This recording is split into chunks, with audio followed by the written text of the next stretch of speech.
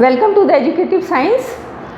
आज का हमारा टॉपिक है purification of compound through the crystallization method. Last video में हमने पढ़ा था कि how to remove the impurities from a compound through the filtration method. आज हम पढ़ेंगे क्रिस्टलाइजेशन के प्रोसेस से how to remove the impurities from a compound. So the crystallization is a technique used for purification of compound, or it is also a separation technique to separate solids from a solution. देखिए मेरे पास sugar substance है which is in impure form. इसको मैं क्या करूँगी 100 millilitre of water में dissolve करूँगी and ये हमारा क्या फॉर्म हो जाएगा, सॉल्यूशन फॉर्म हो जाएगा। वाटर जो क्या है which is our solvent. Now ये एक स्मॉल एक्सपेरिमेंट का सेटअप है जिसमें एक क्या है, ये ओपन डिश है and this is the Bunsen burner providing the heat to the solution. तो ये जो सॉल्यूशन है इसको हम क्या करेंगे कि जो ये ओपन डिश है इसमें पोर करेंगे and through the Bunsen burner we will provide the heat to the solution. Now we will add more sugar. While stirring the solution, we'll add more sugar till no more sugar can be dissolved in the solution. So the point at which no more sugar can be dissolved in the solution is called saturation point, and the solution will called saturated solution. तो हम क्या करेंगे इसको कि continuously इसमें sugar जो कि हमारा इम्प्योर सब्सटेंस है उसको हम क्या करेंगे इस सॉल्यूशन में कंटिन्यूसली क्या करेंगे ऐड करते जाएंगे और इसको स्टिर करते जाए कंटिन्यूसली स्टिर करेंगे इस सॉल्यूशन को। और फिर एक पॉइंट पे क्या होगा कि शुगर डिसॉल्व नहीं होगी, तो at that point saturation will called solution will called saturated solution. अब इस सैचुरेटेड सॉल्यूशन को हम हीट प्रोवाइड करना बंद कर देंगे और we will keep this solution at the room temperature. So देखिए बच्चों, making a saturated solution is very important step in the crystallisation process. How did the saturated solution form? देखिए ये सॉल्यूशन में हमारे पास क्या थे, दो, एक था शुगर और एक था वाटर। जब हमने इसको हीटअप किया तो हम कंटिन्यूसली शुगर डाल रहे थे इसमें, और जो वाटर थे तो वाटर के जो पार्टिकल्स थे they were converting into gases form because the boiling point of the solvent और water is lesser than the boiling point of solute. Solute क्या था हमारा, शुगर था, तो जो वाटर का जो हमारा सॉल्वेंट था उसका बॉइलिंग पॉइंट क्या है, शुगर से कम है। तो क्या होगा कि कंटिन्यूसली जो वाटर के पार्टिकल हैं वो तो कम होते जा रहे हैं और शुगर के पार्टिकल इसमें इंक्रीज होते जा रहे हैं। तो कॉन्सिक्वेंटली होगा क्या कि the particle of solute will be greater than the particle of the solvent in the saturated solution. So the crystallization is a process through which solids are separated in the form of its crystal from a solution. अब देखिए यहाँ अब हमारे पास saturated solution form हो गया, अब crystal कैसे form होंगे? क्रिस्टल जब हम इसको रूम टेम्परेचर पे रखेंगे, किसको, सैचुरेटेड सॉल्यूशन को जब हम रूम टेम्परेचर पे रखेंगे तो होगा क्या, solids will accumulate on the surface of the solution in the form of crystal. So crystallization is a process through which solids are separated in the form of its crystal from a solution. तो हमारे पास जो अब जो crystal form हो गए हैं इनको हम क्या करेंगे, सेपरेट करेंगे। सेपरेट किस टेक्निक से करेंगे, फिल्टराइजेशन की टेक्निक से। तो हम वही जो लास्ट वीडियो में देखा था कि किस तरह से हमने सैंड और वाटर के पार्टिकल्स को सेपरेट किया था थ्रू द फिल्टराइजेशन मेथड। तो देखिए जब हम इस हेट्रोजीनियस मिक्सचर जो कि जिसमें कि एक कंपोनेंट तो क्या है क्रिस्टल है और एक कंपोनेंट क्या है, वाटर, मतलब हमारा सॉल्वेंट है। तो इसको हम क्या करेंगे कि फिल्टर पेपर के थ्रू इस पूरे सॉल्यूशन को पास आउट कराएंगे और जो सॉलिड्स हैं, सॉलिड्स क्या रह जाएंगे, as a residue which are the crystals, and the solvent will collect in the beaker. इसी तरह का small experiment you can do at home. देखिए, these are the crystals which is made through this experiment. So can you see the crystals? And this is our solvent which is pass out through the funnel to the glass.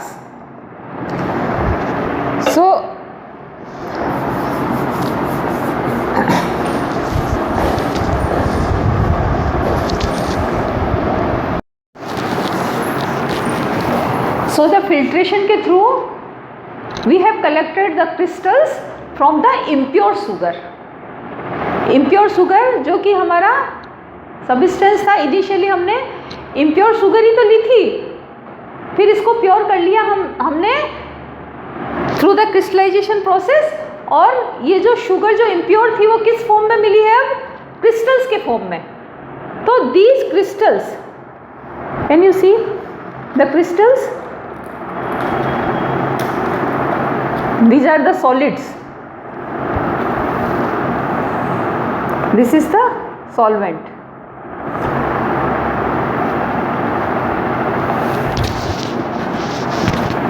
So the crystallization is process through which solids are separated in the form of crystals from a solution. ये अपना experiment हो गया। These are the crystals which are as residues on the filter paper.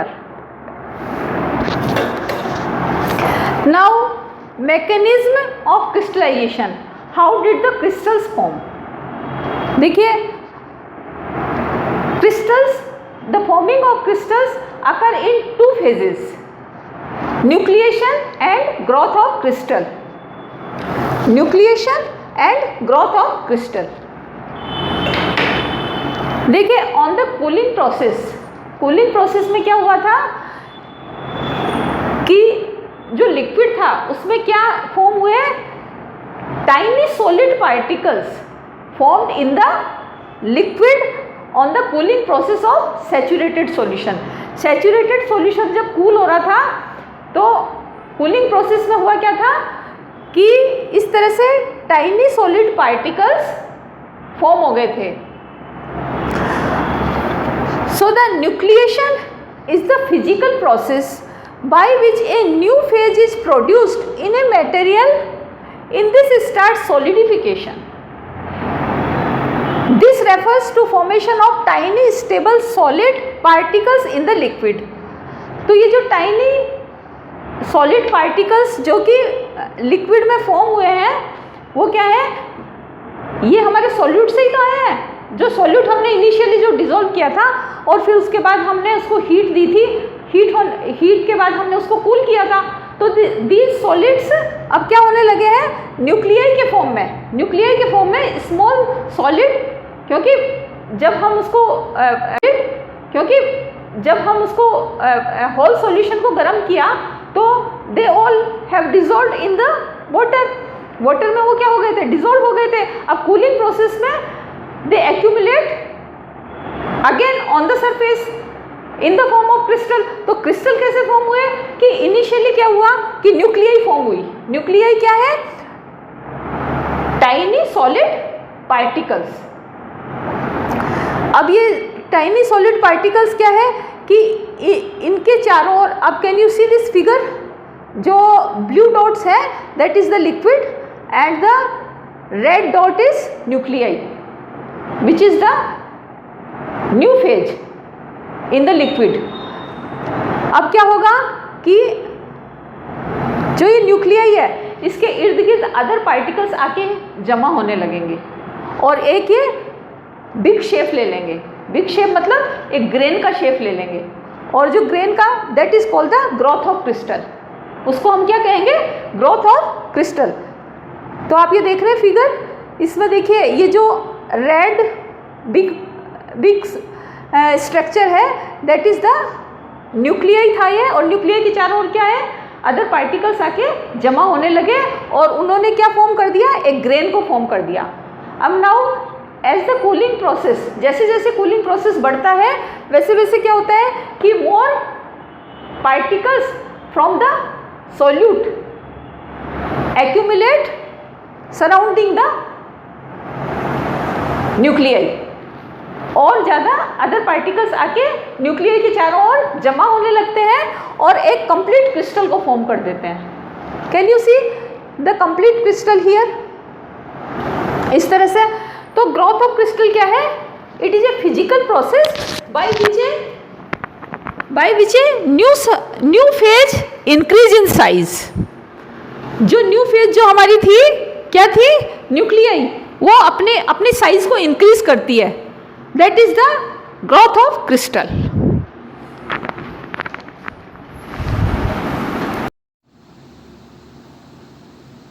तो इस तरह से ये small tiny solid particles, can you see, these are the nuclei. Nuclei क्या होते हैं, फॉर्म होते हैं लिक्विड में, और फिर ये न्यूक्लियाई जैसे जैसे ग्रो होते हैं, तो this is called the growth of crystal.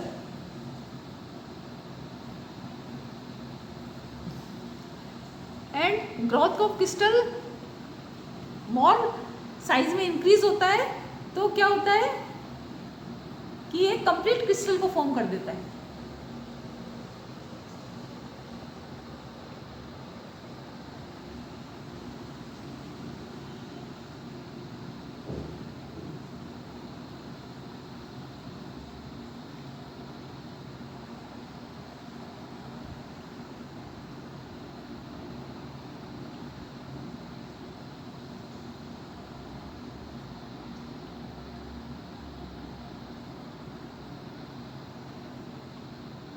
Growth of crystal, physical process by which a new phase increase in size. So the crystallization is a complex chemical process. ये क्या complex chemical process कैसे हुआ, क्योंकि इसमें क्या हुआ, all the atoms and molecules of the substance rearrange themselves in a well-defined three-dimensional lattice structure, consequently minimize overall energy of the system. तो देखिए हमने देखा था कि how did the crystal form, उसमें जो न्यूक्लिएशन था उसमें न्यूक्लियाई फॉर्म हुए थे, और न्यूक्लियाई के चारों ओर जो जमा हो रहे थे वो क्या थे, atom and molecules of the substance, जो कि अपने आप को एक चारों ओर इस तरह से जमा करते हैं कि एक क्रिस्टल की एक वेल डिफाइंड शेप बन जाती है। यहाँ देखिए हमारे पास ये सोडियम क्लोराइड का स्ट्रक्चर है, सोडियम क्लोराइड, इसमें सोडियम आयन 13 सोडियम आयन्स है एंड क्लोराइड आयन्स है 14। तो इन्होंने क्या है, 3 डायमेंशनल स्पेस में अपने आप को रीअरेंज किया है। जो सोडियम एंड क्लोराइड आयन्स हैं उन्होंने 3 डायमेंशनल लैटिस स्ट्रक्चर को फॉर्म किया है।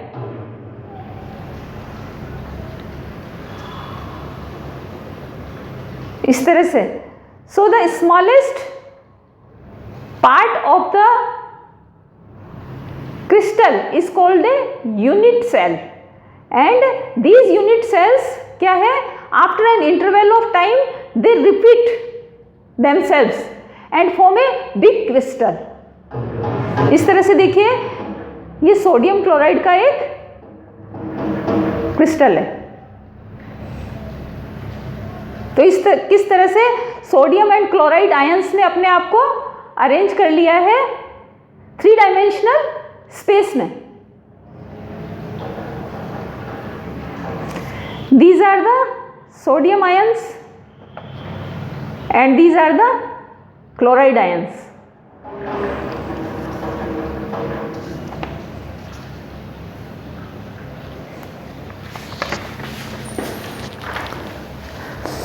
When a substance subjected in crystallization, atom and molecule of the substance bind together through a well defined angle. और जब ये इस तरह से 3 डायमेंशनल स्ट्रक्चर में अपने आप को ऑर्गेनाइज करते हैं या रीअरेंज करते हैं तो उनके बीच में क्या होता है, एक वेल डिफाइंड एंगल भी होता है।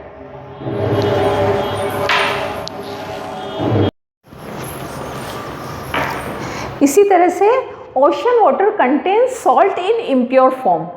So through the crystallization process, crystals are formed in pure form. या जो salt के क्रिस्टल हैं वो प्योर फॉर्म में ऑब्टेन होते हैं क्रिस्टलाइजेशन के प्रोसेस से। इसी तरह से ओशन वाटर को क्या किया जाता है कि फर्स्ट बॉईल किया जाता है। तो since the boiling point of the water is lesser than the boiling point of the sodium chloride, so the particle of the solvent will convert into the gaseous form and the remaining solutes are sodium chloride, which is a salt, and these crystals are pure. mean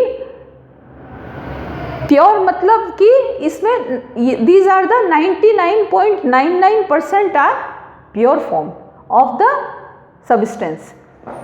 इसी तरह से देखिए कि जो snowflakes है, snowflakes क्या होते हैं, these are the water crystals, they are found high in the clouds at the freezing temperature. Freezing temperature पे क्या होता है कि 6 मॉलिक्यूल या 6 atoms of water rearrange themselves in a hexagonal space. ये जो वाटर के जो मॉलिक्यूल्स होते हैं वो हेक्सागोनल स्पेस में अपने आप को क्या करते हैं, रीअरेंज करते हैं और एक क्रिस्टल को फॉर्म करते हैं। So the snowflakes these are the water crystals. इसी तरह से देखिए the shape of the crystals depends on the atom and molecule, how do they organise या rearrange themselves in a space. The crystals क्या है कि वेरियस शेप हो सकती है। Each substance has the different shape of crystals. देखिए कुछ crystals triangle shape में मिलते हैं, कुछ क्रिस्टल्स हेक्सागोनल शेप में मिलते हैं, कुछ क्रिस्टल्स स्क्वायर भी हो सकते हैं, क्वाड्रिलेटरल शेप में भी हो सकते हैं, रेक्टेंगल शेप में भी हो सकते हैं, इस तरह से पेंटागोनल शेप में भी हो सकते हैं। तो shape is depends how the atom and molecule rearrange themselves in the space. So it's all depend on the nature of the atom and molecule of the substance. इसी तरह से देखिए कि quartz is also a crystal. So what is the use of the crystal? So what is the use of the quartz? जितनी भी जैसे watches हैं या इलेक्ट्रॉनिक्स के आइटम हैं इनमें क्वार्ट्ज को इंसर्ट किया जाता है और जब इलेक्ट्रिक करंट पास किया जाता है इन क्वार्ट्ज के थ्रू तो they vibrate in a precise frequency which indicates the accurate time. इसी तरह से देखिए diamond is the hardest crystal which is formed by the carbon element. इसी तरह से देखिए कॉपर सल्फेट का एग्जांपल ले लेते हैं। Copper sulphate is an inorganic compound. There are so many compounds of the copper sulphate found in the nature. Copper sulphate का formula क्या होता है, CuSO4। तो जो कॉपर सल्फेट है वो एक इनऑर्गेनिक कंपाउंड है और इसके नेचर में बहुत सारे कंपाउंड होते हैं। Depends on the quantity of water molecules attached to the copper sulphate. देखिए यहाँ पे कॉपर सल्फेट है जो कि एक शाइनी ब्लू सब्सटेंस है। ये एक शाइनी ब्लू सब्सटेंस है कॉपर सल्फेट जिसमें कि 5 मॉलिक्यूल्स ऑफ वाटर अटैच हैं। These 5 molecules of water makes this whole copper substance in impure form। ये 5 मॉलिक्यूल ऑफ वाटर ही इसको क्या बना देते हैं, इम्प्योर बना देते हैं। तो जब इसको हीटअप किया जाता है तो दीज 5 मॉलिक्यूल ऑफ वाटर क्या हो जाते हैं, डिसअटैच हो जाते हैं and the pure form of copper sulphate which is the white substance obtain. इस तरह से हीटअप करके हमने क्या किया कि जो 5 मॉलिक्यूल्स ऑफ वाटर थे उनको क्या किया, डिसअटैच कर दिया और the pure form of copper sulphate obtain. इसी तरह से जिप्सम जिप्सम में क्या होता है कि 2 मॉलिक्यूल्स ऑफ वाटर अटैच होते हैं जो कि इसको क्या बना देते हैं, इम्प्योर बना देते हैं। इसी तरह से फिर जब इस होल कंपाउंड को जब हम हीटअप करते हैं तो क्या होता है कि 2 मॉलिक्यूल ऑफ वाटर इससे डिसअटैच हो जाते हैं और जब प्योर कॉपर सल्फेट है वो हमें ऑब्टेन होता है जो कि सॉल्ट है, प्योर सॉल्ट ऑब्टेन होता है।